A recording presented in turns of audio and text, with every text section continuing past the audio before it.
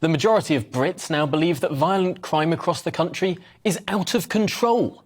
That's according to findings that are part of the GBNews People's Poll. They suggest that 61% either agree or somewhat agree that criminals are using more and more physical force against their victims. It comes after a report this week suggested that policing has lost its way after a number of virtue signalling posts by forces on social media. The report from Policy Exchange says that police should be barred from wearing any campaign badges or insignia and should stop taking the knee. Well, joining me now is GB News polling analyst David Cowling.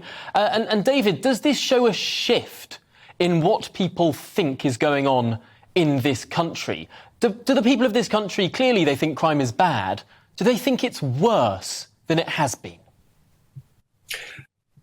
Well, I think we need to make one important caveat, and that is that, of course, the headlines have been dominated by the appalling deaths in Liverpool, and those have been front page, and of course that has generated an increase in public concern and attention.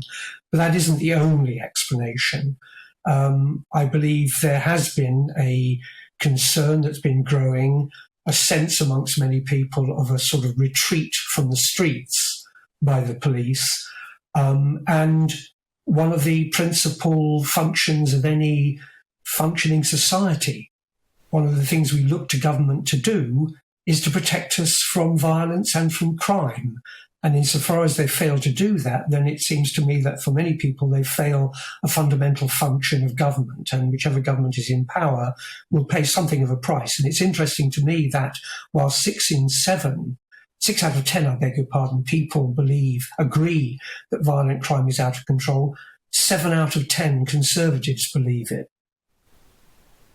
And that's a really significant point, I suppose, when it comes to Conservatives moving away from the Conservative Party come election time. Of course, a Conservative moving away from the Conservative Party and going to Labour, I suppose, counts for double in terms of reducing the Tory poll by 1 and increasing the Labour polling number by 1. That's a different prospect between of opposition parties just shuffling around their votes. It's really crucial if Conservatives change their minds on these issues. To what extent is this analogous to what happened in the 1990s, when there was also a great deal of worry about rising crime?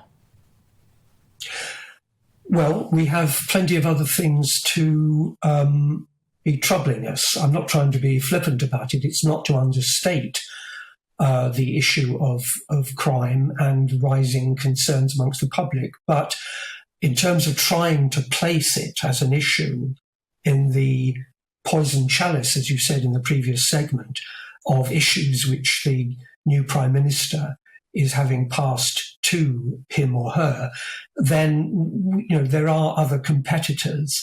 And what is going to be the preoccupation? Is it going, crime affects a number of people, an increasing number of people, but it is a minority. The energy bills are going to affect everyone. So it's not to state that crime isn't important, but we have to say that it's one of a number of issues, and that's what makes it, in a sense, so difficult for the government, as you were outlining, as I said in the earlier segment. It's a real array of issues which seem to be overwhelming them.